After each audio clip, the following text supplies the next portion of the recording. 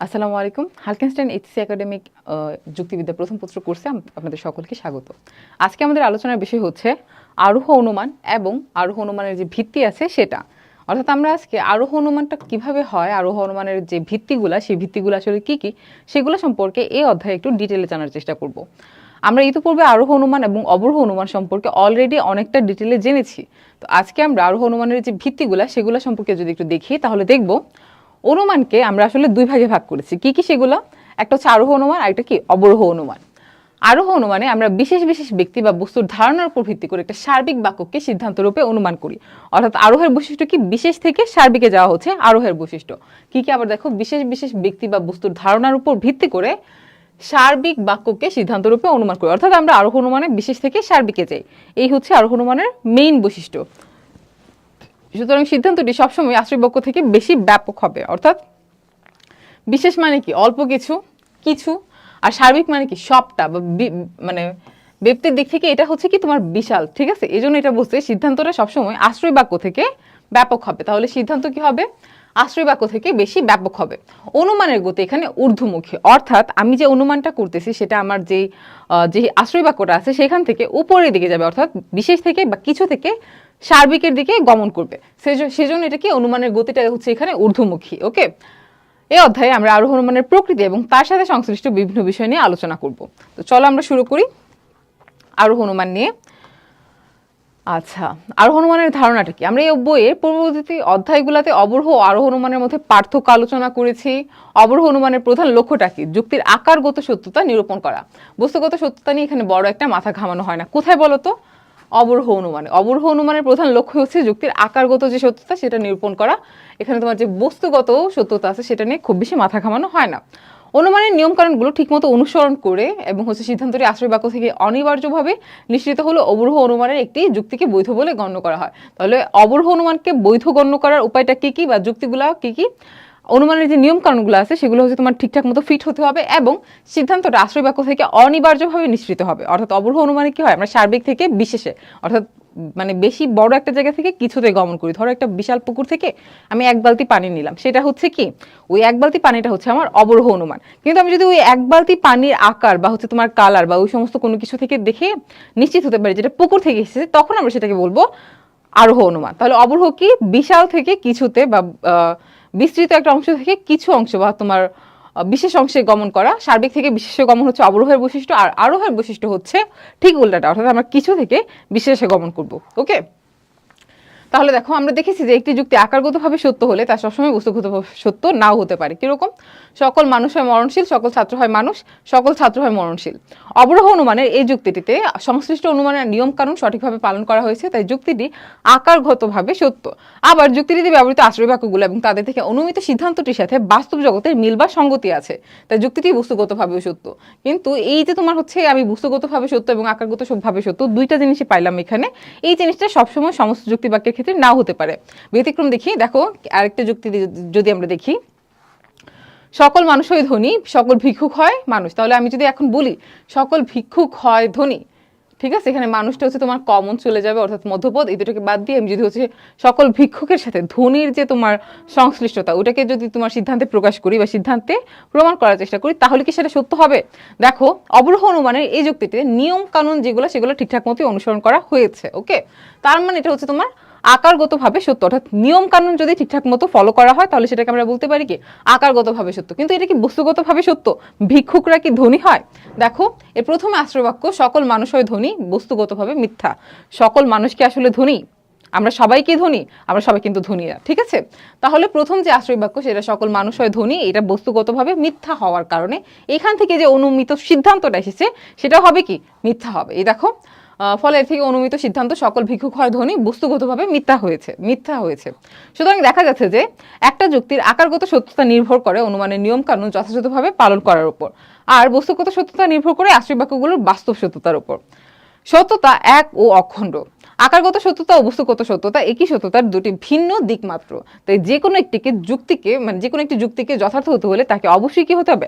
আকারগতভাবে এবং বস্তুগতভাবে উভয়ভাবেই সত্য হতে হবে। ওকে, অবরোহ অনুমানে আমরা লক্ষ্য করি অনুমানের নিয়মগুলো সঠিকভাবে পালন করা হয়েছে কিনা এবং সিদ্ধান্তটি আশ্রয় বাক্য থেকে নিয়মসঙ্গতভাবে অনুসৃত হয়েছে কিনা এটার উপর ডিপেন্ড করে আমরা হচ্ছে সিদ্ধান্তটা নিয়ে নিচ্ছি। ওকে, দেখো, যদি একটি যুক্তি অনুমান সংক্রান্ত নিয়ম কানুন মেনে চলে, অর্থাৎ তাতে যদি রূপগত সত্যতা থাকে, তাহলে আমরা যুক্তিটিকে বৈধ বলে মনে করি। এটা কোথায়? অবরোহ অনুমানে। ওকে, অবরোহ অনুমানে যেসব আশ্রয় বাক্য ব্যবহার করা হয় তাদেরকে সত্য বলে ধরে নেওয়া হয়, তাদের বাস্তব সত্যতা পরীক্ষা বা প্রমাণ করার চেষ্টা করা হয় না। এসব যুক্তি বাক্য কিভাবে পাওয়া যায়, এদের সত্যতাকে কিভাবে প্রতিষ্ঠিত করা হয় এবং এদের সত্যতার সাথে বাস্তব জগতের কোনো সঙ্গতি আছে কিনা, এইসব প্রশ্ন আমরা তলিয়ে দেখি না। কোথায়? অবরোহ অনুমানে। কিন্তু যুক্তিবিদ্যার লক্ষ্য হচ্ছে কি আকারগত এবং বস্তুগত উভয় সত্যতা নিশ্চিত করা। তাই আমরা কেবল অনুমানের নিয়ম কানুনের উপর নির্ভর করতে পারি না, আশ্রয় বাক্য থেকে অনিবার্যভাবে নিঃসৃত হলে সিদ্ধান্তকে সত্য বলে ধারণ করতে পারি না। আমাদের দেখা দরকার সিদ্ধান্তটিতে বস্তুগত সত্যতা আছে কিনা। বস্তুত সিদ্ধান্তের বস্তুগত সত্যতার উপর নির্ভর করে আশ্রয় বাক্যগুলোর বস্তুগত সত্যতার উপর। আশ্রয় বাক্যগুলো যদি বাস্তবের সাথে সঙ্গতিপূর্ণ হয় এবং সিদ্ধান্ত যদি তাদের থেকে অনিবার্যভাবে নিঃসৃত হয়, ঠিক আছে, কি হবে? আশ্রয় বাক্যগুলো বাস্তবের সাথে সঙ্গতিপূর্ণ হতে হবে এবং সিদ্ধান্তটা যদি হচ্ছে তাদের থেকে অনিবার্যভাবে নিঃসৃত হয়, অর্থাৎ বাস্তবের সাথে সঙ্গতিপূর্ণ সত্যের সাথে যদি হচ্ছে তোমার সঙ্গতিপূর্ণ হয় বা অনিবার্যভাবে নিশ্চিত হয়, তাহলে সিদ্ধান্তটি আকারগত এবং বস্তুগত উভয় দিক থেকে সত্যতা অর্জন করতে পারে। ওকে, সুতরাং পূর্ণ সত্যতাকে অর্জন করতে হলে অবরোহ অনুমানে ব্যবহৃত আশ্রয় বাক্যগুলোর বস্তুগত সত্যতা নিরূপণ করবার যথেষ্ট প্রয়োজন আছে। আর এই প্রয়োজন থেকেই সৃষ্টি হয়েছে আরোহ অনুমান। তাহলে আরোহ অনুমানের সৃষ্টি কোত্থেকে? আরোহ অনুমানের সৃষ্টি হচ্ছে পূর্ণ সত্যতাকে অর্জন করার জন্য অবরোহ অনুমানে যে ব্যবহৃত আশ্রয় বাক্যগুলো সেগুলোর বস্তুগত সত্যতা নিরূপণ করার প্রয়োজন থেকে, ঠিক আছে। আর এই প্রয়োজন থেকেই সৃষ্টি হয়েছে আরোহ অনুমান। ক্লিয়ার এটুকু? তাহলে আরোহ অনুমানটা কি? আমার শুধুমাত্র আকারগত সত্যতা অর্জন করলে হবে না, আমাকে বস্তুগত সত্যতাও নিশ্চিত করতে হবে, ঠিক আছে। তো বস্তুগত সত্যতা নিশ্চিত হয়েছে কিনা বা তোমার হচ্ছে অবরোহ অনুমানে আমরা যে সিদ্ধান্তগুলো পাচ্ছি বা যে হচ্ছে তোমার আশ্রয় বাক্যগুলো আছে সেগুলোর সত্যতা নিরূপিত হয়েছে কিনা সেটার জন্যই তোমার আরোহ অনুমানের প্রয়োজন এবং আরোহ অনুমান এভাবেই আসলে উঠে এসেছে। অবরোহ অনুমানে যেসব আশ্রয় বাক্য ব্যবহার করা হয় তাদেরকে মোটামুটি 3 ভাগে ভাগ করা যায়। কি? সার্বিক যুক্তিবাক্য, বিশেষ যুক্তিবাক্য এবং বিশিষ্ট বা একক যুক্তিবাক্য। সার্বিক যুক্তিবাক্য, বিশেষ যুক্তিবাক্য, বিশিষ্ট বা একক যুক্তিবাক্য। বিশিষ্ট ও বিশেষ যুক্তিবাক্যের বস্তুগত সত্যতা নির্ধারণ করা তেমন কঠিন কাজ নয়, আমাদের অভিজ্ঞতার সাহায্যেই তাদেরকে বাস্তবের সাথে যাচাই করে দেখা যায়। কিন্তু সার্বিক যুক্তিবাক্যের বস্তুগত সত্যতা নির্ণয় করা একটি সমস্যার ব্যাপার। আমরা জানি যে প্রতিটি সহনুমানের যুক্তিতে কমপক্ষে একটি সার্বিক যুক্তিবাক্য থাকে। কাজে এরূপ যুক্তিবাক্যের বস্তুগত সত্যতা নিরূপণের একটি উপায় অবলম্বন করা আমাদের পক্ষে নিতান্তই আবশ্যকীয়। আচ্ছা, একটি সার্বিক যুক্তিবাক্য যদি স্বতঃসিদ্ধ নিয়মে হয় তাহলে তার সত্যতা প্রমাণ করার কোনো দরকার পড়ে না, এগুলোকে আমরা বিনা প্রমাণেই সত্য বলে স্বীকার করে নিই। আচ্ছা, এখন স্বতঃসিদ্ধ নিয়ম কি? তোমার হচ্ছে প্রকৃতির যে নিয়মানুগত নীতি আছে বা নিয়মানুবর্তিতা নীতি আছে সেটা থেকে যদি তোমার হচ্ছে বের হয় তাহলে সেটাকে আমরা স্বতঃসিদ্ধ নিয়ম বলতে পারি। তাহলে সেটাকে আমরা বিনা প্রমাণেই সত্য বলে ধারণা করে নিই। সেগুলো কিরকম হতে পারে? নিরীক্ষণের মাধ্যমে আমরা যে সত্যগুলো পাই, যেমন হচ্ছে সূর্য প্রত্যেক দিনই হচ্ছে তোমার কি পূর্ব দিকে উঠছে পশ্চিম দিকে অস্ত যাচ্ছে, তো এটাকে একটা নিরীক্ষিত স্বতঃসিদ্ধ নিয়ম মাফিক সত্য বলে আমরা ধরে নিতে পারি, ওরকম একটা ব্যাপার। আবার কোনো সার্বিক যুক্তিবাক্য যদি বিশ্লেষক হয় তাহলেও তার সত্যতা প্রমাণ করতে কোনো অসুবিধা নেই। বিশ্লেষক যুক্তিবাক্যের বিধায় তার উদ্দেশ্যের জ্ঞাতার্থ বা যাত্রার্থের অংশ বিশেষকে উল্লেখ করে। অর্থাৎ তোমার যেহেতু উদ্দেশ্যের যাত্রার্থ বা যাত্রার্থের অংশ বিশেষকে সেটা উল্লেখ করতেছে, তার মানে কি যাত্রার্থ সত্য হলে ওই অংশ বিশেষ কি হবে? সত্য হবে। সো বিশ্লেষক যুক্তিবাক্যের ক্ষেত্রে তোমার হচ্ছে সত্যতা প্রমাণ করার কোনো প্রয়োজন পড়ে না। এই জাতীয় যুক্তিবাক্যের সত্যতা পরীক্ষার জন্য অভিজ্ঞতার সাহায্য নেওয়ার কোনো দরকার পড়ে না। যুক্তিবাক্যের উদ্দেশ্যকে বিশ্লেষণ করলে যদি তার মধ্যে বিধায়কে পাওয়া যায় তাহলে হচ্ছে যুক্তিবাক্যটিকে যথার্থ বলে আমরা ধরে নিতে পারি। কিন্তু সার্বিক যুক্তিবাক্য যদি সংশ্লেষক হয় তাহলে কি করে তার বস্তুগত সত্যতা প্রমাণ করা যাবে? আচ্ছা, সংশ্লেষক মানে বুঝে তো, বিশ্লেষক মানে তোমার হচ্ছে একটা অংশ মানে একটা বড় অংশ থেকে একটা ছোট অংশকে নিয়ে আসা বা বিয়োগ করা, ওইখান থেকে বের করা। আর সংশ্লেষকটা হচ্ছে তোমার নতুন একটা অংশ সেখানে যুক্ত হবে, ঠিক আছে। তো এটা হচ্ছে সংশ্লেষক যদি হয় তাহলে আমি সার্বিক যুক্তিবাক্যটা কিভাবে বস্তুগত সত্য সেটা আমি প্রমাণ করব। ওকে, সার্বিক যুক্তিবাক্যের মধ্যে যেগুলো ব্যাপকতার দিক থেকে সংকীর্ণতর সেগুলোকে প্রমাণ করবার কোনো অসুবিধা নেই। এই ধরনের বাক্যকে অধিকতর ব্যাপক সার্বিক যুক্তিবাক্যের সিদ্ধান্ত রূপে উপস্থাপন করে তার সত্যতাকে প্রমাণ করা যায়, কিন্তু এভাবে বেশি দূর আগানো যায় না। তাই প্রশ্ন থেকে যায় সার্বিক সংশ্লেষক যুক্তিবাক্য বিশেষ করে যেগুলো অসংখ্য অগণিত ব্যক্তি বা বস্তুকে ইঙ্গিত করে সেগুলোর বস্তুগত সত্যতা কি করে নির্ণয় করা যায়?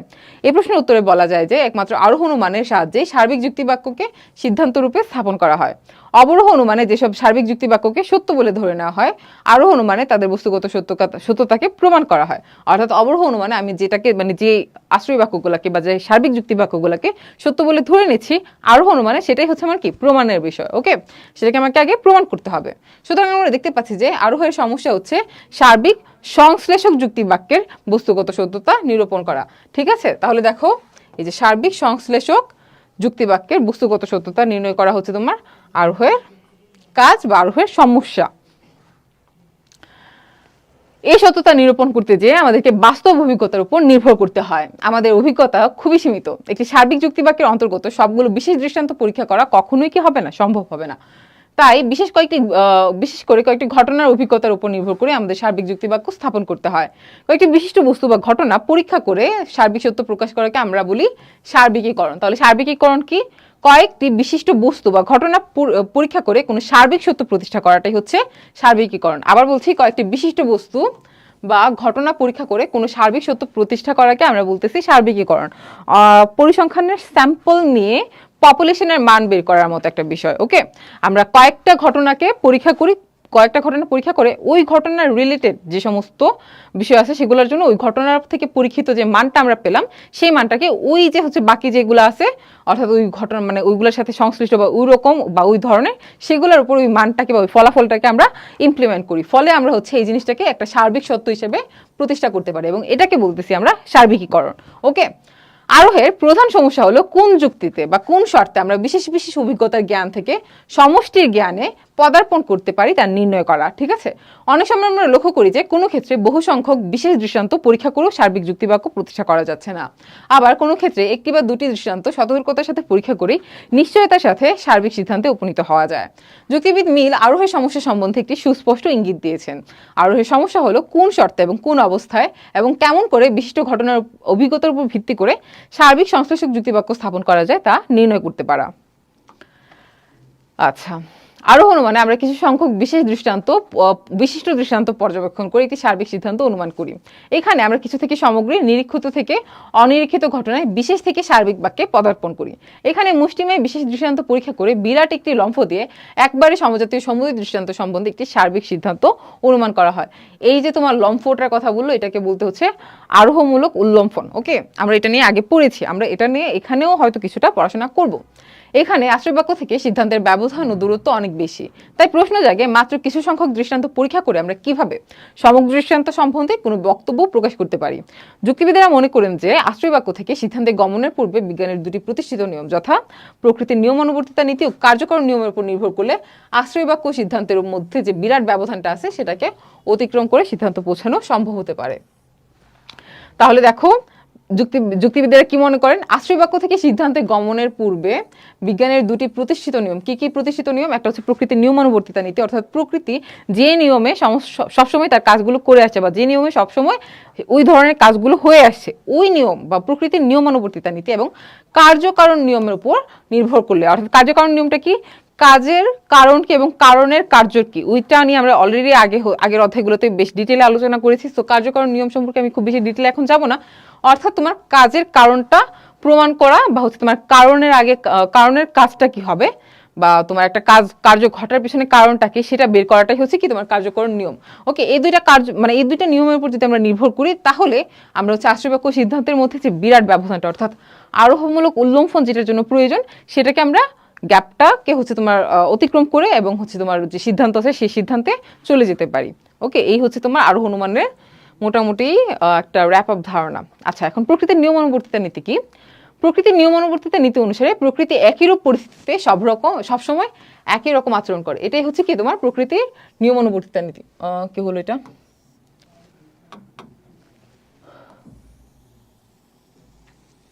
আচ্ছা, আর কার্যকরণ নিয়ম অনুসারে প্রতিটি ঘটনারই কোন একটি কারণ আছে। ওকে, প্রতিটি ঘটনার একটা কারণ আছে বা প্রতিটা কারণের আগেই কি একটা কার্য আছে। ওকে, প্রকৃতির নিয়মানুবর্তিতা নীতি কি? প্রকৃতি একটা নির্দিষ্ট পরিস্থিতি বা একই রকম পরিস্থিতিতে সবসময় একই রকম আচরণ করবে, এটা হচ্ছে তোমার নিয়মানুবর্তিতা নীতি। আর কার্যকরণ নিয়মটা কি? কার্যকরণ নিয়ম হচ্ছে প্রতিটি ঘটনার পিছনে একটা না একটা রিজন থাকবে, এই হচ্ছে তোমার কার্যকরণ নিয়ম। বিনা কারণে কোনো কিছুই ঘটে না। একজন মানুষের মৃত্যু ঘটলে আমরা বুঝতে পারি এর নিশ্চয়ই একটি কারণ আছে। আবার আমরা এটাও ধারণা করি যে আজ যে কারণে একটি লোকের মৃত্যু ঘটলো সেই একই কারণে ভবিষ্যতে আরো অনেক লোক মারা যেতে পারে। তাই আমরা আমাদের অভিজ্ঞতার সাহায্যে 2-4 জন মানুষের মৃত্যুর ঘটনা পর্যবেক্ষণ করলে সকল মানুষের যে মৃত্যুর ব্যাপারটি ওটা অনুমান করতে পারি এবং বলতে পারি যে সকল মানুষ হয় কি মরণশীল। ওকে, এই সার্বিক যুক্তি বাক্যটি আমরা স্থাপন করতে পারি। যেহেতু প্রকৃতি সবসময় নিয়মানুবর্তী এবং প্রকৃতির সব ঘটনায় কার্যকারণ নিয়মের আবদ্ধ, সেহেতু আমাদের বাস্তব অভিজ্ঞতার মাধ্যমে প্রাপ্ত ওই ধরনের সার্বিক যুক্তি বাক্যের বস্তুগত সত্যতা সম্পর্কে আমরা নিশ্চিত হতে পারি। এটুকু ক্লিয়ার তোমাদের কাছে যে কিভাবে কাজ করে? প্রকৃতিতে একই ঘটনা একই রকম পরিস্থিতিতে সব সময় একই রকম ভাবেই ঘটবে, এটা হচ্ছে তোমার প্রকৃতির নিয়মানুবর্তিতা নীতি। আর কার্যকারণ নিয়ম কি? এটা হচ্ছে প্রত্যেকটা ঘটনা, যে ঘটনাই হোক না কেন সেটার পিছনে একটা কারণ অবস্থিত থাকবে। ওকে, তো আমাদের প্রকৃতির নিয়মানুবর্তিতা নীতি এবং হচ্ছে তোমার কার্যকারণ নিয়ম, এই দুইটার উপর নির্ভর করে আমরা আসলে এই যে সার্বিক যুক্তিবাক্যগুলো এগুলোকে স্থাপন করতে পারি। ওকে, আচ্ছা, ঠিক আছে তাহলে। এবং যুক্তিবাক্য স্থাপন করি এবং শুধু তাই না, আমরা হচ্ছে এই সার্বিক যুক্তিবাক্যের সত্যতা সম্পর্কে নিশ্চিত হতে পারি বা বস্তুগত সত্যতা সম্পর্কে আমরা নিশ্চিত হতে পারি। ওকে, আমরা এতক্ষণ পর্যন্ত আরোহণ অনুমানের ধারণা পেলাম। এখন হচ্ছে আমরা আরোহণ অনুমানের সংজ্ঞাটা দেখি। সংজ্ঞাটা কি বলছে? কয়েকটি বিশেষ বস্তু বা ঘটনার অভিজ্ঞতার উপর ভিত্তি করে কোনো সার্বিক সিদ্ধান্ত অনুমান করার যে পদ্ধতি তাকে আমরা আরোহ বলছি। আবার বলি, কয়েকটি বিশেষ বস্তু বা ঘটনার অভিজ্ঞতার উপর ভিত্তি করে কোনো সার্বিক সিদ্ধান্ত অনুমান করার যে প্রক্রিয়া বা প্রসেস সেটাকে আমরা কি বলছি? সেটাকে আমরা আরোহ অনুমান বলছি। আরোহ অনুমানে আমরা আমাদের অভিজ্ঞতার সাহায্যে বাস্তব জগতের কতিপয় বিশিষ্ট ঘটনা সম্বন্ধে যে জ্ঞান লাভ করি তার উপর নির্ভর করে কোনো একটি গোটা শ্রেণী বা জাতি সম্বন্ধে প্রযোজ্য এরূপ একটি সিদ্ধান্ত অনুমান করি। আমাদের অভিজ্ঞতা লব্ধ জ্ঞান খুবই সীমিত, কোনো সার্বিক বাক্যের অন্তর্গত সমুদয় ক্ষেত্র পরীক্ষা নিরীক্ষা করা আমাদের পক্ষে সম্ভব না। আচ্ছা, সার্বিক বাক্যের ক্ষেত্রে কি হয়? ধরো আমি যদি বলি সকল মানুষ হয় মরণশীল, আমার পক্ষে কি সম্ভব সমস্ত মানুষের মৃত্যু পর্যন্ত অপেক্ষা করে তাদের মৃত্যু সম্পর্কে নিশ্চিত ধারণা নিয়ে একদম মানে পরীক্ষা করে তারা মারা গিয়েছে কিনা সে সম্পর্কে নিশ্চিত হয়ে তারপরে ওই সত্যতা বা ওইটা হচ্ছে ওইটা সম্পর্কে একটা সিদ্ধান্ত নেওয়া, এই জিনিসটা কি আমার পক্ষে পসিবল? পৃথিবীর সারা মানুষ মরার অনেক আগে তো আমি নিজেই মারা যেতে পারি, তাই না? তো ওভাবে আমার আসলে কোনো সিদ্ধান্ত নেওয়া সম্ভব না। আমি কি করব? আমি দেখবো আমার আশেপাশে যে কয়জন মানুষ মারা গিয়েছে তাদের সকলেরই মৃত্যুটা মানে নিশ্চিত ছিল কিনা, বা এই পর্যন্ত যতজন মানুষ সারা মানে পৃথিবীতে মারা গিয়েছে তারা সকলেই জন্ম নেওয়ার কারণে মৃত্যুর মুখে পতিত হতে বাধ্য হয়েছেন কিনা, মানে মানুষের তো বেঁচে থাকার শখ বা বেঁচে থাকার ইচ্ছাটা চিরন্তন, তাই না? সো চিরন্তন থাকার পরও তাদের মৃত্যু এসেছে। অতীত থেকে এই পর্যন্ত আমরা দেখেছি, আমাদের অভিজ্ঞতায় বলে যে মৃত্যু অনিবার্য। সো সেটা থেকে আমরা কি করতে পারি? সেই জ্ঞানটাকে কাজে লাগিয়ে বা আমাদের যে অভিজ্ঞতা লব্ধ জ্ঞান, এই অভিজ্ঞতা লব্ধ জ্ঞানকে কাজে লাগিয়ে আমরা হচ্ছে সার্বিক বাক্যের যে হচ্ছে তোমার কিছু কিছু উদাহরণ নিই সার্বিক বাক্যের একটা যুক্তিসঙ্গতা বা একটা তোমার হচ্ছে নিশ্চিতকরণ অভিজ্ঞতার মাধ্যমে কাজে লাগিয়ে আমি নিশ্চিত হতে পারি যে একটা সার্বিক সত্য প্রকাশ করতে পারি। ঠিক আছে, তো একটা সার্বিক বাক্যের অন্তর্গত যে সমুদয় ক্ষেত্র সেগুলো পরীক্ষা নিরীক্ষা করা আমার পক্ষে সম্ভব না। সারা পৃথিবীতে যতজন মানুষ মারা গিয়েছে তাদের সবার মৃত্যুকে আমি চোখে দেখিনি, তো আমার পক্ষে আসলে সমুদয় ক্ষেত্র পরীক্ষা নিরীক্ষা করা পসিবল না। তো আমরা একই জাতীয় কয়েকটি দৃষ্টান্ত পরীক্ষা করে যে জ্ঞান পাই তাকেই সমুদয় দৃষ্টান্তের বেলায় সত্য বলে ধরে নিই। আমি আমার অভিজ্ঞতা লব্ধ জ্ঞান যেটা হচ্ছে এই অতীত থেকে এখন পর্যন্ত এসে আমি পেয়েছি বা আমি হচ্ছে এই জিনিসটা সম্পর্কে জানি, সেই যে অভিজ্ঞতা লব্ধ যে জ্ঞান আছে সেই জ্ঞানটাকে আমি সমুদয় দৃষ্টান্তের বেলায় অর্থাৎ সকল মানুষের বেলায় সত্য হিসেবে ধরে নিব। এভাবে কয়েকটি বিশেষ বস্তু বা ঘটনা পর্যবেক্ষণ করে তাদের সমজাতীয় সকল বস্তু বা ঘটনা সম্বন্ধে একটি সার্বিক সিদ্ধান্ত স্থাপন করার নাম হচ্ছে আরোহ। আচ্ছা, আরোহ অনুমানে আমরা কিছু থেকে সমগ্রে জানা থেকে অজানা এবং নিরীক্ষিত বস্তু থেকে অনিরীক্ষিত বস্তু বা ঘটনায় পদার্পণ করি।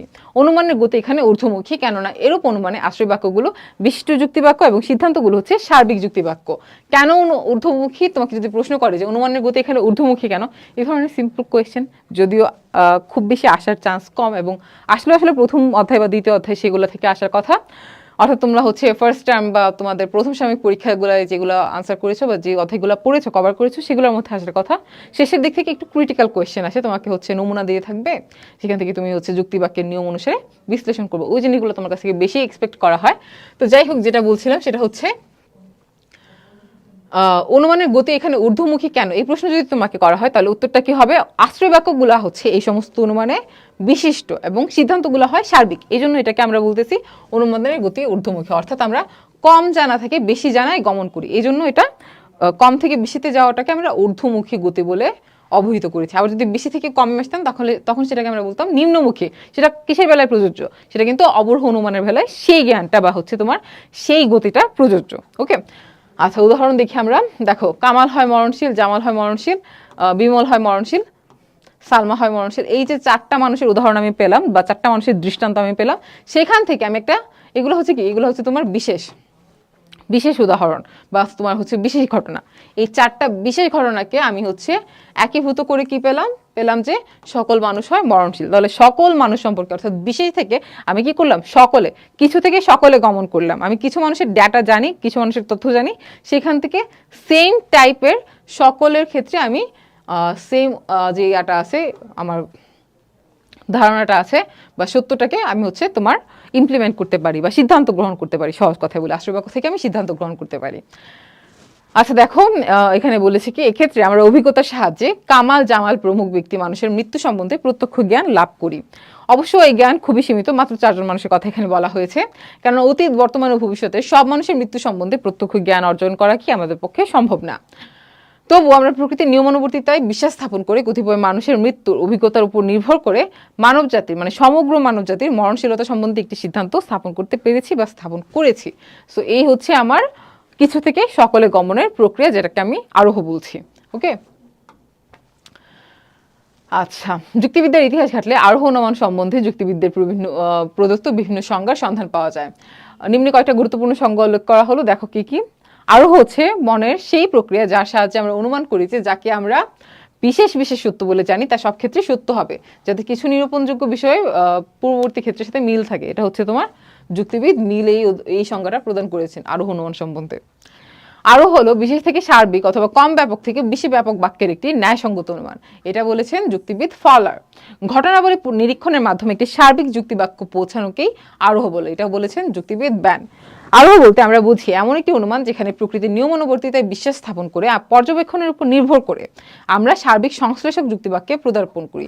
এটা বলেছেন কার্ডেথ্রিত। অর্থাৎ কি, দেখো আমি কি করি, এমন একটা অনুমান যেখানে আমি প্রকৃতির নিয়মানুবর্তিতার উপর বিশ্বাস স্থাপন করি পর্যবেক্ষণের উপর নির্ভর করে, অর্থাৎ অভিজ্ঞতালব্ধ জ্ঞানকে কাজে লাগায় এবং হচ্ছে একটা সার্বিক সংশ্লেষক, এই যে সংশ্লেষক কথাটা এখানে ইম্পর্টেন্ট, যুক্তিবাক্যে পদার্পণ করি। অর্থাৎ আমি যে যুক্তিবাক্যটা পাবো বা যে সিদ্ধান্তটা পাবো সেটা যেহেতু সার্বিক, সেখানে কি হবে, নিশ্চয়ই কোনো নতুন তথ্যের সংশ্লেষণ বা সংযোজন থাকবে, এই জন্য এটাকে বলা হচ্ছে সংশ্লেষক যুক্তিবাক্য। ওকে, বিশেষ ঘটনাসমূহের ভিত্তিতে সার্বিক নিয়ম প্রতিষ্ঠার যুক্তিসঙ্গ প্রক্রিয়াকে আরোহ বলে, এটা বলেছেন যুক্তিবিদ জয়েস। বিশেষ বিশেষ দৃষ্টান্তের সাদৃশ্যকে বিচার বিশ্লেষণের মাধ্যমে সার্বিক দৃষ্টান্ত প্রতিষ্ঠার যে সারধর্ম তাকে বলা হয় আরোহ, এটা বলেছেন যুক্তিবিদ জোসেফ। এভাবে আমরা হচ্ছে কিছু গুরুত্বপূর্ণ সংজ্ঞা পেয়েছি, আরও হয়তো কিছু থাকার কথা, আচ্ছা কমিয়ে দিয়েছে। দেখো তারপর এটা কি, বিভিন্ন যুক্তিবিদ প্রদত্ত আরোহের উপরোক্ত সংজ্ঞাগুলো বিশ্লেষণ করলে বোঝা যায় যে আরোহ হচ্ছে অনুমানের একটি বিশেষ প্রক্রিয়া। এই প্রক্রিয়ায় বিশেষ কিছু বস্তু বা ঘটনার পর্যবেক্ষণের অভিজ্ঞতা থেকে একটি সার্বিক সিদ্ধান্ত স্থাপন করা হয়। এতে আমাদের বাস্তব অভিজ্ঞতার জগৎ থেকে প্রথমে বিশেষ দৃষ্টান্তগুলো সংগ্রহ করা হয়, তারপর সেগুলো পরীক্ষা নিরীক্ষা করে যে জ্ঞান লাভ করা যায় তার ভিত্তিতে একটি সার্বিক নিয়ম প্রতিষ্ঠা করা হয়। আরোহ অনুমানের সিদ্ধান্ত স্থাপনের সময় দুটি মূল পূর্বানুমানের উপর নির্ভর করতে হয়। এরা হচ্ছে প্রকৃতির নিয়মানুবর্তিতা নীতি এবং কার্যকারণের নিয়ম। এটা আমরা অলরেডি বলেছি বেশ কয়েকবার। যেমন মানুষের মৃত্যু প্রকৃতির নিয়মানুবর্তিতার একটি নিদর্শন। মৃত্যুর ঘটনাগুলো একই রকম নিয়মের অনুসারী, তবে কোনো মৃত্যু বিনা কারণে ঘটে না। প্রতিটি মৃত্যুর ঘটনার পিছনে যথাযথ কারণ থাকে। তাই আরোহ অনুমানে বিশেষ বিশেষ মৃত্যুর ঘটনাকে পরীক্ষা নিরীক্ষা করে জীবন ও মৃত্যুর মধ্যে একটা কার্যকারণ সম্পর্ক আবিষ্কার করে এবং প্রকৃতির নিয়মানুবর্তিতায় আস্থা রেখে সকল মানুষের মরণশীল এই সার্বিক সিদ্ধান্তটিকে স্থাপন করা যায়। সুতরাং আমরা বলতে পারি যে কতিপয় বিশেষ ঘটনার অভিজ্ঞতার উপর ভিত্তি করে কোনো সার্বিক সত্য বা নিয়ম প্রতিষ্ঠা করাকেই বা করার পদ্ধতিকেই আরোহ অনুমান বলে। তাই আরোহ অনুমানের সিদ্ধান্তটি সবসময় আশ্রয় বাক্য থেকে বেশি ব্যাপক হয়। আচ্ছা, আরোহ অনুমানের বৈশিষ্ট্য কি কি? অনুমান প্রক্রিয়ার একটা বিশেষ দিক হচ্ছে আরোহ অনুমান। এর মধ্যে কিছু বৈশিষ্ট্য লক্ষ্য করা যায় যেগুলোকে আরোহ অনুমানকে অবরোহ অনুমান থেকে আলাদা করে রাখে। কি কি? আরোহ অনুমানের সিদ্ধান্ত সবসময় আশ্রয় বাক্য থেকে বেশি ব্যাপক। আমরা অলরেডি এই কথাটা বারবার বলছি যে আশ্রয় বাক্যগুলো হবে বিশিষ্ট, সিদ্ধান্ত হবে সার্বিক। সুতরাং অবশ্যই আশ্রয় বাক্য থেকে সিদ্ধান্তটা কি হবে, ব্যাপক হবে, বেশি। আরোহ অনুমান হচ্ছে কিছু থেকে সকলে গমনের একটি প্রক্রিয়া। এতে আমরা কতিপয় বিশিষ্ট ধারণা থেকে শুরু করে একটি সার্বিক ধারণায় গমন করি। অনুমানের গতি এখানে ঊর্ধ্বমুখী। এর আশ্রয় বাক্যগুলো বিশিষ্ট বা বিশেষ যুক্তি বাক্য এবং সিদ্ধান্তটি একটি সার্বিক যুক্তি বাক্য, অর্থাৎ এর সিদ্ধান্ত সব ক্ষেত্রে আশ্রয় বাক্য থেকে বেশি ব্যাপক। আরোহ অনুমানের সিদ্ধান্ত একটি সার্বিক যুক্তি বাক্য, অর্থাৎ একে তো বেশি ব্যাপক, তারপর এটা হতে হবে একটা সার্বিক যুক্তি বাক্য বলে। আরোহ অনুমানের সিদ্ধান্ত রূপে যে বাক্যটি স্থাপন করা হয় তা একটি সার্বিক যুক্তি বাক্য, বিশেষ যুক্তি বাক্য নয়। ওকে, একটি সার্বিক যুক্তি বাক্যে বিধেয় পদটি তার উদ্দেশ্য পদের সমগ্র ব্যাক্তার্থের উপর আরোপিত হয়। এরূপ অনুমানে আমরা কিছু মানুষকে মূর্তি দেখে সকল মানুষের মৃত্যু সম্বন্ধে অনুমান করে থাকি, অর্থাৎ মরণশীলতা এই গুণটিকে সমগ্র মানব জাতির ক্ষেত্রে আমরা ইমপ্লিমেন্ট করি বা প্রয়োগ করি। সকল মানুষ হয় মরণশীল, এই সার্বিক যুক্তি বাক্যটা এভাবে আমরা প্রতিষ্ঠা করতে পারি। ওকে, আচ্ছা, আরোহ অনুমান বাস্তব ঘটনা পর্যবেক্ষণের উপর নির্ভর করে। আরোহ অনুমানে যে সার্বিক সিদ্ধান্তটি স্থাপন করা হয় তা নির্ভর করে একটি বিশেষ দৃষ্টান্ত পর্যবেক্ষণের উপর। অভিজ্ঞতার সাহায্যে আমরা বাস্তব জগতের বিশেষ বিশেষ ঘটনা সম্বন্ধে জ্ঞান লাভ করি। এই বাস্তব জ্ঞানের উপর ভিত্তি করে আমরা শেষ পর্যন্ত একটি সার্বিক সিদ্ধান্ত অনুমান করি। যেমন রহিম, করিম প্রভৃতি কয়েকজন ব্যক্তি মানুষের মৃত্যুর বাস্তব ঘটনাকে প্রত্যক্ষ করে আমরা সকল মানুষের মরণশীলতা অনুমান করি। আরোহ অনুমানে একটি আরোহমূলক লম্ফ বর্তমান থাকে, অর্থাৎ তোমার হচ্ছে সিদ্ধান্ত এবং আশ্রয় বাক্যের মধ্যে একটা গ্যাপ থাকে। কি গ্যাপ? আরোহ অনুমানে আমরা কিছু থেকে সকলে, জানা থেকে অজানায়, নিরীক্ষিত থেকে অনিরীক্ষিতে পদার্পণ করি। আমরা প্রথমে কয়েকটি বিশেষ ঘটনাকে প্রত্যক্ষ করে যে জ্ঞান পাই তার উপর নির্ভর করে অতীত, বর্তমান ও ভবিষ্যতের সমুদয় ঘটনা সম্বন্ধে একটা সার্বিক সিদ্ধান্ত অনুমান করি।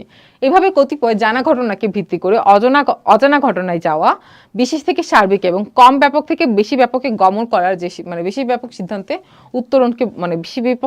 উত্তরণ অর্থাৎ বেশি ব্যাপক সিদ্ধান্তে যাওয়া, যে সে যাওয়ার প্রক্রিয়াটাই হচ্ছে আরোহমূলক লম্ফ। তো তোমাকে কি বলছে? আরোহ অনুমানে একটা আরোহমূলক লম্ফ অবশ্যই বর্তমান থাকবে। এই যে আমি হচ্ছে কম থেকে বেশি ব্যাপকে যাচ্ছি, এটাই হচ্ছে কি সেই আরোহমূলক লম্ফ। আরোহ অনুমানে প্রকৃতির নিয়মানুবর্তিতা নীতি ও কার্যকরণ নিয়মের উপর নির্ভর করে। আরোহ অনুমানে আমরা গুটি কয়েক বিশেষ দৃষ্টান্ত পরীক্ষা করে একটি সার্বিক সিদ্ধান্ত অনুমান করি। কিন্তু প্রশ্ন ওঠে কিসের ভিত্তিতে আমরা এভাবে কতিপয় থেকে সমুদয়ে পৌঁছাতে পারি? জবাবে বলা যায় যে এক্ষেত্রে আমরা বিজ্ঞানের একটি মৌলিক নিয়ম, অর্থাৎ তোমার প্রকৃতির যে নিয়মানুবর্তিতা নীতি আছে সেটি, এবং এটির উপর আমি নির্ভর করে থাকি। এই নীতির অর্থ হলো প্রকৃতির নিয়মের অনুসারী, অর্থাৎ প্রকৃতি সবসময় একই অবস্থায় একইভাবে কাজ করবে। ঠিক আছে, একই অবস্থাতে কখনোই ভিন্ন ভিন্নভাবে প্রকৃতি কাজ করে না। আরোহের সিদ্ধান্ত স্থাপনের পূর্বে আমরা যখন কতিপয় মানুষের মৃত্যুর ঘটনা পর্যবেক্ষণ করি, তখন আমরা প্রকৃতির নিয়ম অনুবর্তিতা অনুসারে বিশ্বাস করি যে প্রকৃতির চিরদিন একই রূপে মানুষের মৃত্যু ঘটিয়েছে এবং ঘটাতে থাকবে। তাই আমরা মানুষের মৃত্যু সম্পর্কে একটা সার্বিক সিদ্ধান্তে কি করতে পারি? অনুমান করতে পারি বা সার্বিক সিদ্ধান্তে যেতে পারি। আরোহ অনুমান বিজ্ঞানের আরেকটি মৌলিক নিয়ম তথা কার্যকারণ নিয়মের উপরও নির্ভর করে। এই নিয়মের অর্থ হলো প্রতিটি ঘটনারই কি হবে? একটা না একটা কারণ থাকবে। কারণ ছাড়া কোনো কিছুই ঘটতে পারে না। মানুষের মৃত্যু ঘটে, এর নিশ্চয়ই একটি কি কারণ আছে। এই কারণ অনুসন্ধান করতে যে আমরা মানুষ ও মননশীলতার মধ্যে একটা কার্যকারণ সম্পর্ক আবিষ্কার করি। এই ভিত্তিতে আমরা সকল মানুষের মৃত্যু সম্পর্কে একটা সার্বিক সিদ্ধান্ত গ্রহণ করতে পারি। আচ্ছা, আরোহ অনুমান বস্তুগত সত্যতার নিশ্চয়তা প্রদান করে।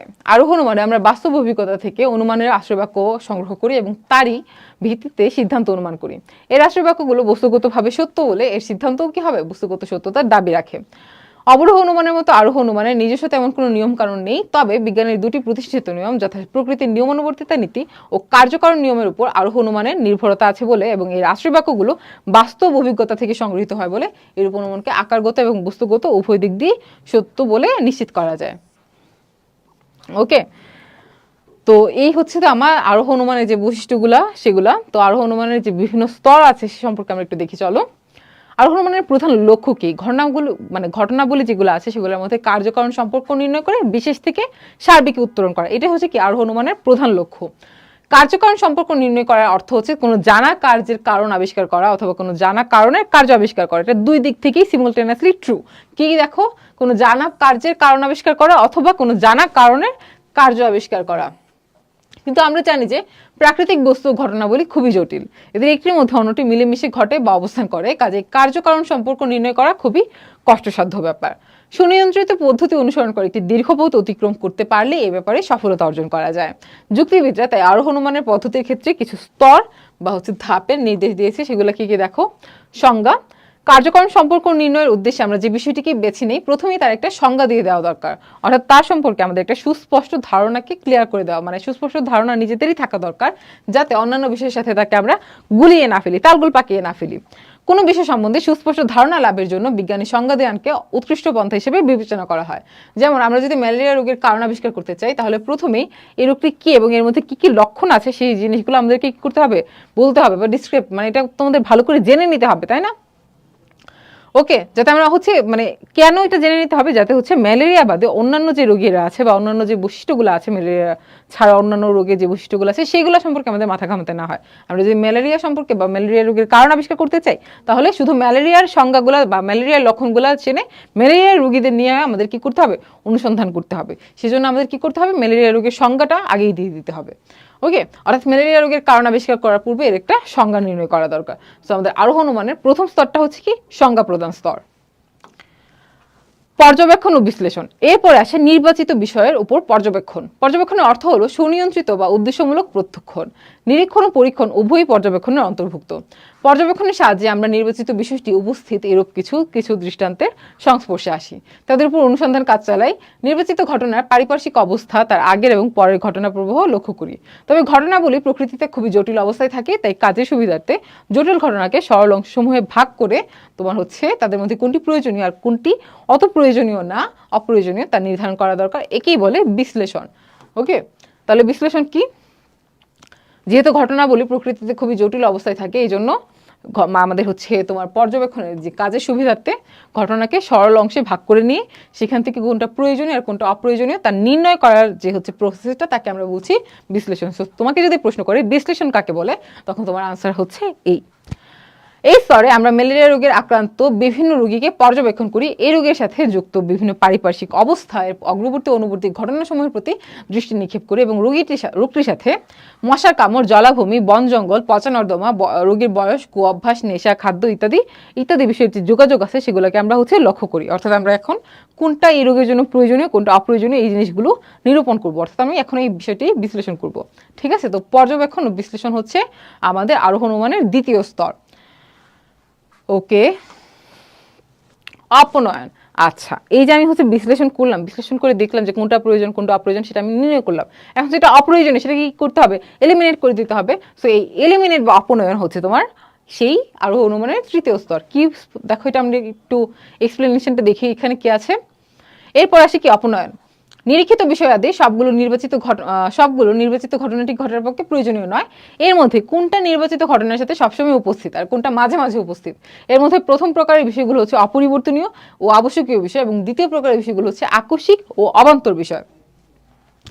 বৈজ্ঞানিক মত অনুসারে কোনো কার্যের কারণ হচ্ছে তার একটি অপরিবর্তনীয় পূর্ববর্তী ঘটনা, তাই আমরা কারণ নির্ণয়ের জন্য অপনয়ন প্রক্রিয়ার আশ্রয় নিই।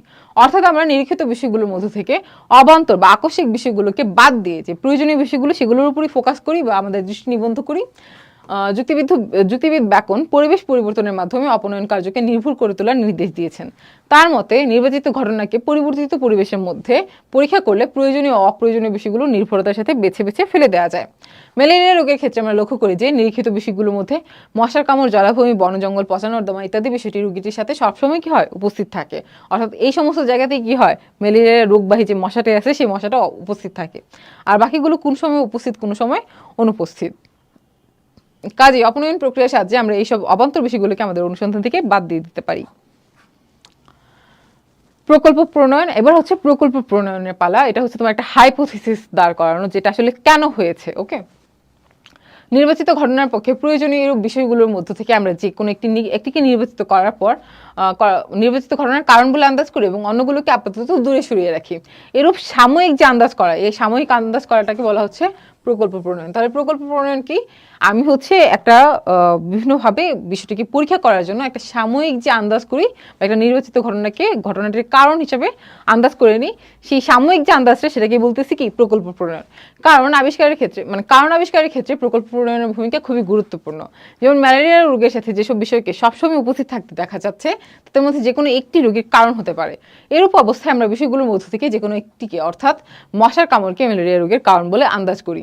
যুক্তিবিদ হুইওয়েল প্রকল্প প্রণয়নকে আরোহের সবচেয়ে গুরুত্বপূর্ণ স্তর বলে মনে করেছেন। সার্বিকীকরণ। এর পরের স্তরটা হচ্ছে সার্বিকীকরণ। আমাদের কল্পিত কারণটি যদি নিরীক্ষিত দৃষ্টান্ত ছাড়াও আরও কিছু কিছু নতুন ক্ষেত্রে সমভাবে কাজ করতে দেখা যায়, তাহলে আমরা সিদ্ধান্ত করি যে কারণটি সব ক্ষেত্রে একইভাবে কাজ করবে। এভাবে বিশেষ কয়েকটি দৃষ্টান্তের উপর কোনো বিষয়ের প্রতিক্রিয়া পরীক্ষা করে সার্বিক সিদ্ধান্ত স্থাপন করাকে বলা হয় সার্বিকীকরণ।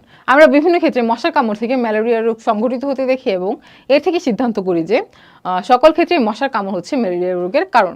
যুক্তিবিদ মিলের মতে এটাই হচ্ছে আরোহের শেষ স্তর। তাহলে এই যে 6টা স্তর বা 6টা হচ্ছে তোমার ধাপকে ধাপে ধাপে আমার আরোহ অনুমানটাকে কিভাবে মানে স্তরীকরণ করতে হবে, শ্রেণী বিন্যাস তোমার করা যায়।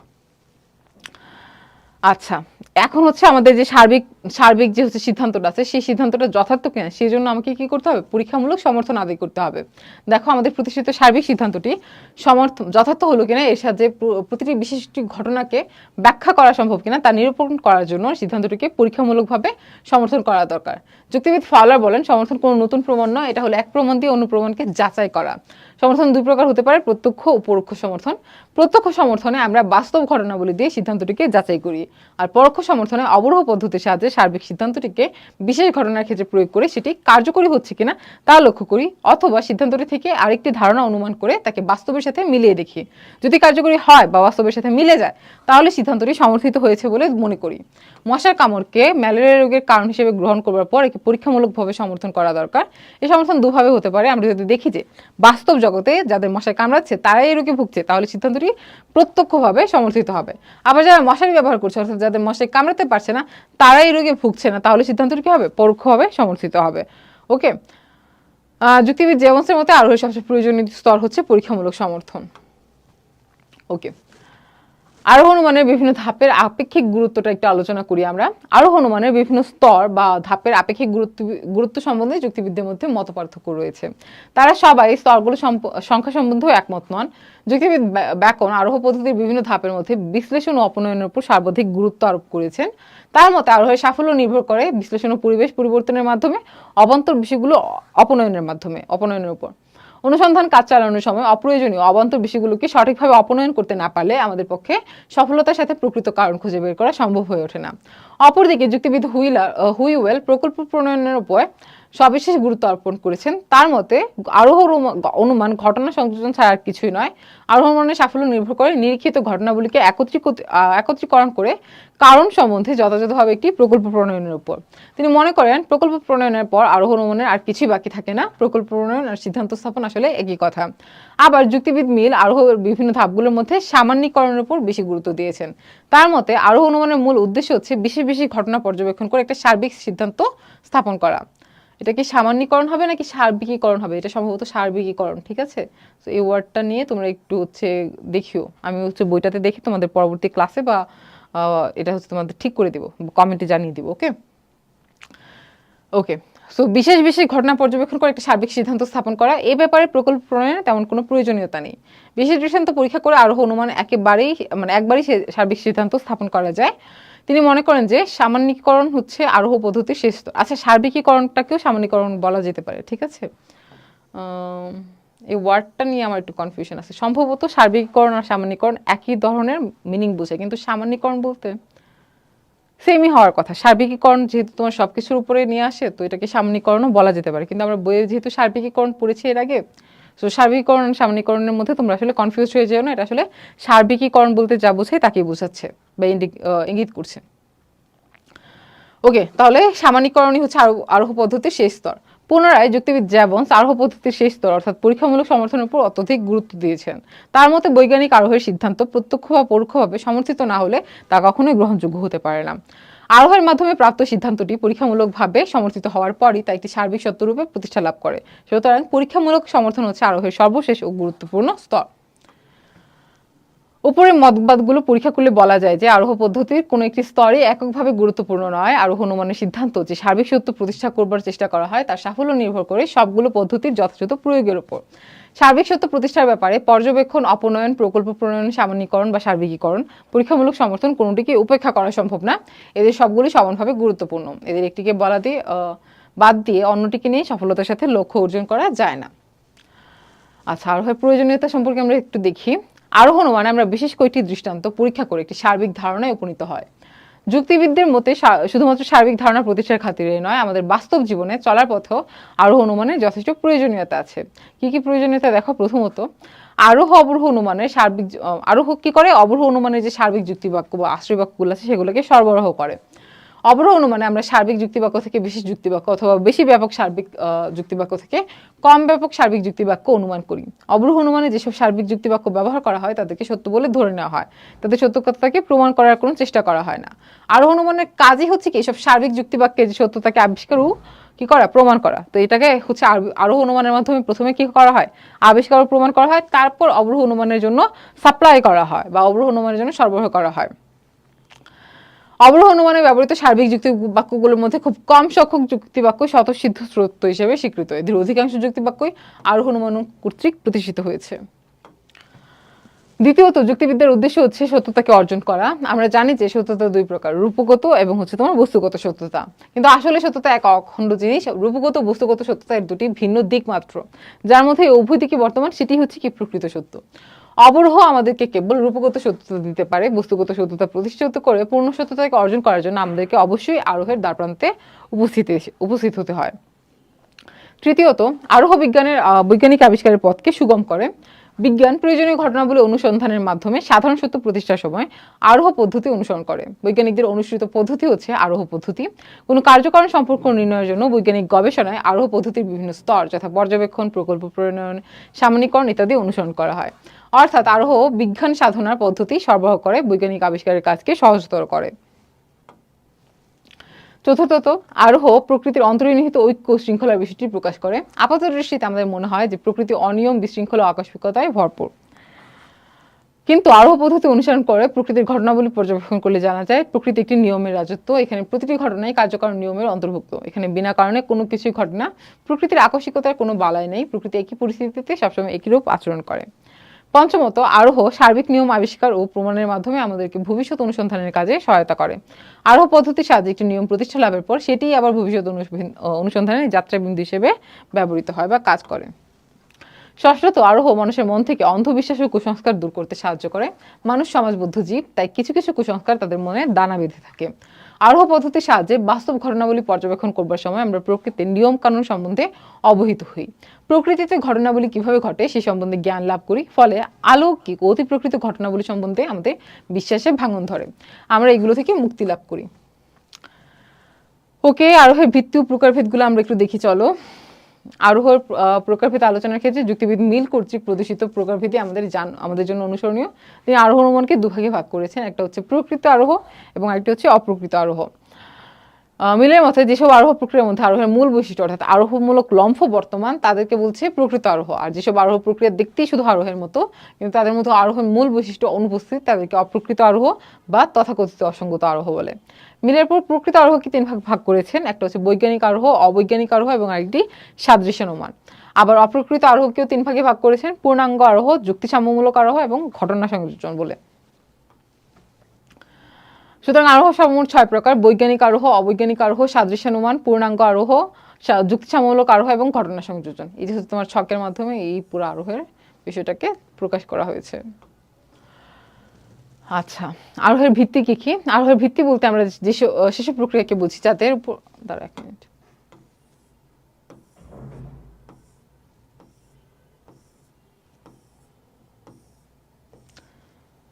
ওকে, আচ্ছা, আরোহের ভিত্তি বলতে কি কি বোঝায়? আরোহের ভিত্তি বলতে আমরা সেসব প্রক্রিয়াকে বুঝি যাদের উপর নির্ভর করে আরোহ অনুমান সম্ভব করে তোলা হয়। আরোহ অনুমানের লক্ষ্য কি? আরোহ অনুমানের লক্ষ্য হচ্ছে আকারগত এবং বস্তুগত উভয় সত্যকেই নিশ্চিত করা। আরোহের প্রথম লক্ষণীয় বৈশিষ্ট্য হচ্ছে তোমার বিষয় হচ্ছে অনুমানের যে নিয়মগুলো আছে সেগুলোকে ঠিকঠাক মতো অনুসরণ করা হয়েছে কিনা সেদিকে ফোকাস করা। দ্বিতীয় লক্ষণীয় বিষয় হচ্ছে অনুমানের বিষয়বস্তুর সাথে বাস্তব জগতের মিল বা সঙ্গতি আছে কিনা সেটা নিশ্চিত করা। আরোহ অনুমানে আমরা বাস্তব অভিজ্ঞতা থেকে কয়েকটি বিশিষ্ট দৃষ্টান্ত সংগ্রহ করি এবং বিজ্ঞানের দুটি প্রতিষ্ঠিত নিয়মের উপর নির্ভর করে একটি সার্বিক সিদ্ধান্ত স্থাপন করি। ফলে সিদ্ধান্তটি আকারগত ও বস্তুগত উভয় দিক থেকেই সত্য হয়। এই দুই প্রকার সত্যতাকে অর্জন করার জন্য আরোহের দুটি পৃথক ভিত্তি আছে। এই ভিত্তি দুটির নাম আকারগত ভিত্তি ও বস্তুগত ভিত্তি। সুতরাং আরোহের ভিত্তি কয় প্রকার? দুই প্রকার, আকারগত ভিত্তি এবং আরেকটি হচ্ছে কি বস্তুগত ভিত্তি। আরোহের আকারগত ভিত্তি বলতে আমরা বুঝি এমন কয়েকটি মৌলিক নিয়ম যাদের উপর নির্ভর করে আরোহ অনুমানের সিদ্ধান্ত স্থাপন করা সম্ভব হয়।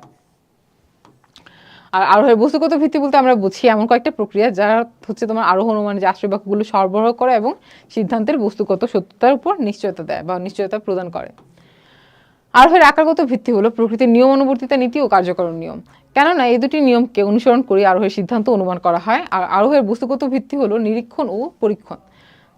আচ্ছা, তাহলে আকারগত ভিত্তি কি কি? আকারগত ভিত্তি হলো তোমার প্রকৃতির যে নিয়মগুলো আছে, মানে কার্যকরণ নীতি এবং হচ্ছে তোমার নিয়ম অনুবর্তিতা নীতি সেগুলা। আর হচ্ছে তোমার বস্তুগত যে ভিত্তি আছে সেই ভিত্তিটা হচ্ছে তোমার নিরীক্ষণ এবং পর্যবেক্ষণ। ঠিক আছে, ওকে। কেন? কারণ প্রথমে হচ্ছে এই যে তোমার আকারগত ভিত্তি, এই দুইটা নিয়মের উপর, প্রকৃতির নিয়ম অনুবর্তিতা নীতি ও কার্যকরণ নীতির উপর নির্ভর করে তোমার আরোহের সিদ্ধান্ত অনুমান করা হয়। আর তোমার নিরীক্ষণের উপরে এই যে তোমার হচ্ছে পরীক্ষণ, এই দুইটা প্রক্রিয়ার মাধ্যমে আমাদের হচ্ছে আরোহের যে আশ্রয় বাক্যগুলো আছে সেগুলো সরবরাহকৃত হয়। সুতরাং এই দুইটাকে আমরা বলতে পারি হচ্ছে আরোহের ভিত্তি বলে। ওকে, আচ্ছা, প্রকৃতির নিয়মানুবর্তিতা নীতিটা আসলে কি? প্রকৃতির নিয়মানুবর্তিতা নীতি একটা সার্বিক নিয়ম। কিরকম নিয়ম? একটা সার্বিক নিয়ম। বিশ্বজগতের মধ্যে যা কিছু আছে এবং যা কিছু ঘটে সবকিছুই প্রকৃতির এই নিয়মের অধীন। ঠিক আছে, এই নীতি অনুসারে জগতের সবকিছু নিয়মিতভাবে এবং ধারাবাহিকভাবে ঘটতে থাকে। এই যে দেখো, সবকিছু ধারাবাহিকভাবে এবং সুশৃঙ্খলভাবে, মানে নিয়মিত মানে হচ্ছে তোমার সুশৃঙ্খলভাবে, একদম কোনো রকম অনিয়ম ছাড়াই হচ্ছে তোমার ঘটতে থাকে। জগতের কোনো কিছুর পক্ষে এই সর্বব্যাপক নিয়মের বাইরে অবস্থান করা সম্ভব নয়। ফলে জগতের বা প্রকৃতির সার্বিক কাজকর্ম ও গতিবিধি সবসময় একই রূপে পরিচালিত হচ্ছে এবং প্রকৃতির সামগ্রিক রূপ অপরিবর্তিত থেকে যাচ্ছে। প্রকৃতির এই সমরূপতা থেকে আমাদের বোঝা উচিত নয় যে প্রকৃতিতে কোনো বৈচিত্র্য নেই। এরকম কোনো বিষয় না যে প্রকৃতিতে কোনো বৈচিত্র্য নেই, আছে। কিন্তু যে ঘটনাগুলো আমরা নর্মালি দেখি, বা প্রকৃতি সবসময় একটা নিয়ম শৃঙ্খলার অধীনে কাজ করতে পছন্দ করে এবং তাই হয়ে থাকে যতক্ষণ না পর্যন্ত তার নিয়মকে বাহ্যিকভাবে ব্যত্যয় ঘটানো হচ্ছে। ওকে, সো দেখো, প্রকৃতির দিকে তাকালে আমরা দেখতে পাই যে প্রকৃতি অপরূপ বৈচিত্র্যে ভরপুর। এর প্রতিটি ভিন্ন ঘটনায় এক একটি ভিন্ন কারণের সাথে যুক্ত। যুক্তিবিদ মিল বলেন, এবছরে কোনো যেমন বৃষ্টিপাত ও চমৎকার আবহাওয়া পাওয়া গেল, পরবর্তী বছরগুলোতে ঠিক তেমন বৃষ্টিপাত ও চমৎকার আবহাওয়া পাওয়া যাবে এই কথা কেউই বিশ্বাস করে না। কেউই প্রতি রাতে একই স্বপ্ন দেখার প্রত্যাশা করে না। বস্তুত প্রকৃতির ঘটনা প্রবাহ শুধু একানুবর্তী নয়, বরং সীমাহীন বৈচিত্র্য পরিপূর্ণ।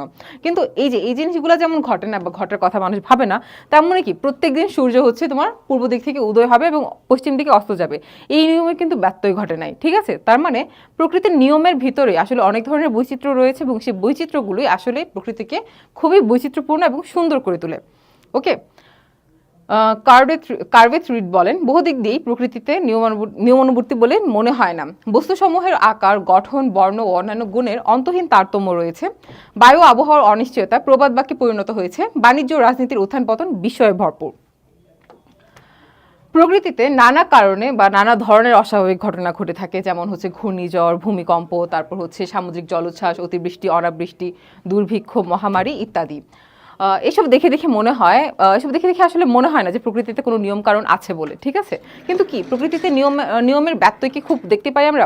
প্রতিদিন দিনের পর রাত হচ্ছে, রাতের পর আবার দিন হচ্ছে। এই যে তোমার সূর্যাস্ত বা সূর্যোদয়, এই সব কিছুকে কেন্দ্র করে যে তোমার হচ্ছে নিয়মানুবর্তিতার অংশ বা নিয়মানুবর্তিতার অনুসারিতে এই জিনিসটা প্রকৃতিতে সবসময় দেখা যায়। ওকে, তবে এই ধরনের বিচিত্র আকস্মিক ঘটনার উপস্থিতি প্রকৃতির নিয়মানুবর্তিতা নীতির পরিপন্থী নয়। এই নীতির বক্তব্য এই নয় যে প্রকৃতিতে কোনো বিচিত্র ঘটনা ঘটবে না অথবা প্রকৃতিতে সবসময় একই ধরনের ঘটনা ঘটবে। নীতিটির মূল কথা হচ্ছে প্রকৃতিতে যত ধরনের ঘটনাই ঘটুক না কেন, তারা সবাই প্রাকৃতিক নিয়ম কানুনের অধীন। প্রকৃতিতে বিচিত্র ঘটনা ঘটবে, এটা খুবই স্বাভাবিক। তবে এখানে যে কোনো ঘটনাই ঘটুক না কেন তা একটা নির্দিষ্ট নিয়মের অধীন। ঠিক আছে, একটা নির্দিষ্ট নিয়মের অধীন। আবার কোথায় দাঁড়াও, যে ঘটনাই ঘটুক না কেন সেটার পিছনে একটা কারণ থাকবে। ওকে, তো এখানে আমরা প্রকৃতির যে নিয়মানুবর্তিতা নীতির মধ্যে কার্যকারণ সম্পর্ক কিছুটা খুঁজে পেতে পারি। আচ্ছা, সেটা নিয়ে আমরা পরে ডিটেইলে আলোচনা করব। তারপর দেখো, আমরা জানি যে এই জগৎ পরিবর্তনশীল। এখানে হুবহু একই প্রকারের কারণের পুনরাবৃত্তি বড় একটা হয় না। তাই প্রকৃতিতে বিচিত্র ঘটনা ঘটতে দেখা যায়। যে পরিমাণ নিম্নচাপ সৃষ্টি হওয়ার জন্য কোনো স্থানে একদিন যে আকারে ঘূর্ণিঝড় হয়, ঠিক সেই পরিমাণে নিম্নচাপ সৃষ্টি না হওয়ার ফলে সেই স্থানে অন্যদিনে সেই আকারে ঘূর্ণিঝড় হয় না। তবে পরিবেশ পরিস্থিতি ঠিক একই রূপ থাকলে প্রকৃতিতে সবসময় একই রূপ ঘটনা করতে বাধ্য। সে যে অবস্থার পরিপ্রেক্ষিতে অতীতে ভূমিকম্প, চন্দ্রগ্রহণ ইত্যাদি ঘটেছে, সে অবস্থার পুনরাবৃত্তি ঘটলে ভবিষ্যতেও আবার ভূমিকম্প, চন্দ্রগ্রহণ ইত্যাদি ঘটবে। অর্থাৎ তোমার যে নিয়মানুবর্তিতা নীতি আছে, সেই নিয়মানুবর্তিতা নীতিটা কি, একই ধরনের পরিস্থিতিতে যদি একই রকম ঘটনা ঘটে তাহলে সেটার পরিপ্রেক্ষিতে যে ঘটনাটা আগে ঘটেছে পুনরায় সেটাই ঘটবে। যেমন ধরো, যদি এরকম হয় যে 50 ডিগ্রি সেলসিয়াস তাপমাত্রাতে একটা জিনিসের হচ্ছে তোমার কি বলে এটাকে পরিস্ফুটন হয় বা ওইটা জিনিস ওইটা হচ্ছে ফুটে ওঠে, সেটা 49 ডিগ্রি ওরকম সব সেট আপ ঠিক রেখে যদি তুমি তাপমাত্রাটা 49 ডিগ্রি রাখো তাহলে হয়তো সেটা ফুটবে না, কিন্তু 50 ডিগ্রি রাখলে সেটা ফুটতে বাধ্য। ওরকম একটা বিষয় আর কি, যে প্রকৃতিতে সবসময় একই রূপ ঘটনা ঘটতে বাধ্য কখন, যদি হচ্ছে পরিবেশ ও পরিস্থিতি ঠিক একই রকম থাকে। তাহলে দেখো যে অবস্থার পরিপ্রেক্ষিতে অতীতে, মানে যে অবস্থার পরিপ্রেক্ষিতে যেরকম সিচুয়েশনে আগে হচ্ছে তোমার ভূমিকম্প, ঘূর্ণিঝড় ইত্যাদি হয়েছে, সেই অবস্থা যদি আবার পুনরাবৃত্তি ঘটে তাহলে আবার কি হবে, ভূমিকম্প, চন্দ্রগ্রহণ ইত্যাদি ঘটবে। ওকে, আচ্ছা, যুক্তিবিদ ব্যানের মতে প্রকৃতিতে বিভিন্ন বিভাগ রয়েছে এবং বিভিন্ন বিভাগকে নিয়ন্ত্রণ করছে বিভিন্ন নিয়ম। তাই তিনি বলেন প্রকৃতির নিয়মানুবর্তিতা এক নয় বহু। প্রকৃতির এক একটি বিভাগের উপর ভিত্তি করে গড়ে উঠেছে বিজ্ঞানের এক একটি শাখা। প্রতিটি শাখায় তার নিজস্ব বিভাগের ঘটনাবলী নিয়ে গবেষণারত। দেখা যাচ্ছে প্রতিটি শাখায় কিছু কিছু নির্দিষ্ট নিয়ম দ্বারা পরিচালিত হচ্ছে, যেমন পদার্থবিজ্ঞান শাখা মধ্যাকর্ষণ নিয়মের দ্বারা পরিচালিত, প্রাণীবিজ্ঞান শাখা বংশগতির নিয়ম দ্বারা পরিচালিত এবং রসায়ন বিজ্ঞান শাখা নির্দিষ্ট অনুপাতের যে হচ্ছে নিয়ম আছে সেটা দিয়ে পরিচালিত। তাহলে দেখা যায় যে আমার যে বিজ্ঞানের মানে কি বলে এটাকে প্রকৃতিতে যে ঘটনাগুলো আমরা ঘটে আসতে দেখেছি সেই ঘটনাগুলো কোনো না কোনো নিয়মের অন্তর্ভুক্ত। That's it. আচ্ছা, তবে ভিন্ন ভিন্ন বিভাগের জন্য ভিন্ন ভিন্ন নিয়ম থাকলেও এই বিভাগগুলো একে অপর থেকে একেবারে বিচ্ছিন্ন নয়, এরা ঘনিষ্ঠ সম্পর্কে আবদ্ধ। প্রকৃতি হচ্ছে পরস্পর সংযুক্ত অংশসমূহের একটি সমষ্টি। এখানে অংশ সমগ্র দ্বারা এবং সমগ্র অংশ দ্বারা পরিচালিত, অর্থাৎ যে পুরা সিচুয়েশনটা আছে সেটাকে তুমি ছোট ছোট ভাগ করে কন্ট্রোল করতে পারবে, বা ছোট ছোট যে কন্ট্রোলগুলো আছে বা ছোট ছোট যে ভাগগুলো আছে সেগুলো আসলে পুরো বিষয়টাকে নিয়ন্ত্রণ করে কন্ট্রোল করা সম্ভব। ওকে, এই জন্যই বলেছে যে এখানে অংশ সমগ্র দ্বারা এবং সমগ্র অংশ দ্বারা পরিচালিত। এই বিভিন্ন বিভাগের জন্য বিভিন্ন নিয়ম থাকলেও তাদের মধ্যে কোনো দ্বন্দ্ব নেই। এসব ভিন্ন ভিন্ন নিয়ম একই অখণ্ড নিয়মের অন্তর্ভুক্ত। যুক্তিবিদ ওয়েলটনের মতে প্রকৃতি হচ্ছে এক অখণ্ড সমষ্টি। এর বিভিন্ন বিভাগের ঘটনাবলী ভিন্ন ভিন্ন নিয়মের মাধ্যমে নয়, বরং একটি মাত্র সার্বিক নিয়মের দ্বারা পরিচালিত হয়, সেটি হচ্ছে প্রকৃতির নিয়মানুবর্তিতা নীতি। ওকে, তাই তিনি প্রকৃতির নিয়মানুবর্তিতাকে প্রকৃতির ঐক্য নামে অভিহিত করেছেন। তিনি প্রকৃতির নিয়মানুবর্তিতাকে প্রকৃতির কি বলেছেন, প্রকৃতির ঐক্য নামে অভিহিত করেছেন। তিনি বলেন প্রকৃতির ঐক্য বলতে আমরা বুঝি না যে বিশ্ব প্রকৃতি একটি অপরিবর্তনীয় সমষ্টি, বরং এর দ্বারা আমরা বুঝি যে প্রকৃতি হচ্ছে একটি শৃঙ্খলাবদ্ধ সত্তা যা তার অংশসমূহের অন্তহীন পরিবর্তনের মধ্য দিয়েও সমগ্র হিসেবে নিজেকে অপরিবর্তিত রাখে। সুতরাং আমরা সিদ্ধান্তে আসতে পারি যে প্রকৃতি হচ্ছে নিয়মের রাজত্ব। এখানে সবকিছুই নিয়ম কানুন অনুসারে ঘটে। প্রকৃতি হচ্ছে বৈচিত্র্যের মধ্যে একানুরূপ, বিভেদের মধ্যে ঐক্য। প্রকৃতি একটি বিশৃঙ্খলা নয়, বরং একটি শৃঙ্খলা। আচ্ছা, প্রকৃতির নিয়মানুবর্তিতার নীতির সাথে আরোহের সম্বন্ধটা আসলে কিরকম একটু দেখি আমরা। প্রকৃতির নিয়মানুবর্তিতা নীতি আরোহের একটি রূপগত ভিত্তি। আরোহ অনুমানে আমরা কয়েকটি বিশেষ দৃষ্টান্ত পরীক্ষা করি, একটি সার্বিক সিদ্ধান্ত অনুমান করি। এখানে আমরা কিছু থেকে সমগ্রে, জানা থেকে অজানায় পদার্পণ করি। কিন্তু প্রশ্ন হলো কিসের উপর ভিত্তি করে আমরা এইভাবে বিশেষ জ্ঞান থেকে সার্বিক জ্ঞানে উপনীত হই। এর একটি ভিত্তি হলো প্রকৃতির নিয়মানুবর্তিতার উপরে আমাদের যে বিশ্বাসটা আছে সেই বিশ্বাস। এই নিয়মের উপর নির্ভর করবার ফলেই মাত্র কয়েকটি দৃষ্টান্ত পরীক্ষা করে আমাদের পক্ষে একটা সার্বিক সিদ্ধান্ত স্থাপন করা সম্ভব হয়। অর্থাৎ প্রকৃতির যে নিয়মানুবর্তিতা নীতি আছে সেটাকে আমরা বিশ্বাস করি, এবং সেই বিশ্বাসেই আমরা হচ্ছে দেখি যে কয়েকটা জিনিসকে যখন আমরা সেম ক্যাটাগরিতে বা সেম ভাবে ফাংশন করতে দেখি বা কাজ করতে দেখি, তখন সেগুলোর উপর বেস করে ওই ক্যাটাগরি বা ওই ধরনের যে জিনিসগুলো বা ওই ধরনের যে কাজগুলো আছে সেগুলোর প্রতি একই রকম নীতি বা একই রকম নিয়ম হচ্ছে আরোপণ করি। ওকে, আচ্ছা দেখো, এই বিশ্বাসে বলিয়ান হয়ে আমরা সহজেই জানা থেকে অজানায়, বিশেষ থেকে সার্বিকে গমন করতে পারি। প্রকৃতির নিয়মানুবর্তিতায় আস্থা আছে বলেই আমরা কয়েকজন মানুষের মৃত্যু লক্ষ্য করে সকল মানুষের মরণশীলতা অনুমান করতে পারি। তাই প্রকৃতির নিয়মানুবর্তিতা নীতিকে আরোহের রূপগত ভিত্তি বলা হয়। তাহলে প্রকৃতির নিয়মানুবর্তিতা নীতি কি? প্রকৃতির নিয়মানুবর্তিতা নীতি হচ্ছে আরোহের রূপগত ভিত্তি। ওকে, প্রকৃতির ঐক্য। এই প্রকৃতিতে বিভিন্ন বিভাগ আছে। বিভিন্ন বিভাগের ঘটনাবলীর ব্যাখ্যার জন্য বিভিন্ন নিয়ম আবিষ্কৃত হয়েছে। তবে ভিন্ন ভিন্ন বিভাগের জন্য ভিন্ন ভিন্ন নিয়ম থাকলেও এই বিভাগগুলো একে অপর থেকে একেবারে বিচ্ছিন্ন নয়, এরা ঘনিষ্ঠ সম্পর্কে আবদ্ধ। প্রকৃতি হলো পরস্পর সম্পর্কযুক্ত বা পরস্পর সংযুক্ত অংশসমূহের একটি সমষ্টি। এখানে অংশ সমগ্র দ্বারা পরিচালিত হয়। এর বিভিন্ন বিভাগের জন্য বিভিন্ন নিয়ম থাকলেও তাদের মধ্যে কোনো দ্বন্দ্ব নেই। এসব ভিন্ন ভিন্ন নিয়ম একই অখণ্ড নিয়মের অন্তর্ভুক্ত। আচ্ছা, মানে একই কথা বারবার রিপিট হচ্ছে এই জায়গাতে। তোমার হচ্ছে প্রকৃতির ঐক্য নিয়ে আমরা অলরেডি একটু আগে পড়ে এসেছি, ওয়েলটনের যুক্তিও দেখেছি। আচ্ছা, আবার দেখি, মানে পড়াগুলো যদি একটু ভালোভাবে নোটিস করো তাহলে এই পড়ার মধ্যে মানে আমরা যে হচ্ছে তোমাদের লেকচারগুলো নিচ্ছি, যে ক্লাসগুলো নিচ্ছি, সেগুলো যদি একটু ভালো করে দেখে যাও, তোমার তো হচ্ছে ক্লাসটা মনোযোগ দিয়ে করলে তোমার নিজের পড়া এমনিতেই সব ক্লিয়ার হয়ে যায়। মানে একই কথা বারবার রিপিট হতে থাকে, তোমাদেরও রিপিট হতে থাকে, পড়াটাও হচ্ছে তোমাদের ভালোভাবে ব্রেনে ফাংশন করে বা ব্রেনে বসে যায়। একটু খালি নিয়ম মাফিক চলাফেরা করো, একটু খালি হচ্ছে ভালোভাবে মনোযোগ দিয়ে দেখো, দেখবা ক্লাস করলে তোমাদের হচ্ছে পড়াশোনাটা অত বেশি কঠিন বলে মনে হচ্ছে না। আচ্ছা, যাই দেখছিলাম। ওকে, যুক্তিবিদ ওয়েলটনের মতে প্রকৃতি হচ্ছে এক অখণ্ড সমষ্টি, এর বিভিন্ন বিভাগের ঘটনাগুলি ভিন্ন ভিন্ন নিয়মের মাধ্যমে নয় বরং একটা সার্বিক নিয়মের মাধ্যমে পরিচালিত হয়। তিনি বলেন, ওই প্রকৃতির ঐক্য বলতে আমরা বুঝি না যে বিশ্ব প্রকৃতি একটি অপরিবর্তনীয় সমষ্টি, বরং এর দ্বারা আমরা বুঝি যে প্রকৃতি হচ্ছে একটি শৃঙ্খলাবদ্ধ সত্তা, যা তার অংশসমূহের অন্তহীন পরিবর্তনের মধ্য দিয়েও সমগ্র হিসেবে নিজেকে অপরিবর্তিত রাখে। সুতরাং প্রকৃতি হচ্ছে বৈচিত্র্যের মধ্যে একানুরূপ, বিভেদের মধ্যে ঐক্য। ওকে, প্রকৃতি এরূপ বিশৃঙ্খলা নয় বরং একটি শৃঙ্খলা। ওকে, এরই মাধ্যমে আমাদের প্রথম লেকচার যেটা আছে সেটা সম্পন্ন হয়। তোমাদের সকলকে অনেক অনেক ধন্যবাদ আমাদের সাথে থাকার জন্য। ভালো থেকো, আল্লাহ হাফেজ, আসসালামু আলাইকুম।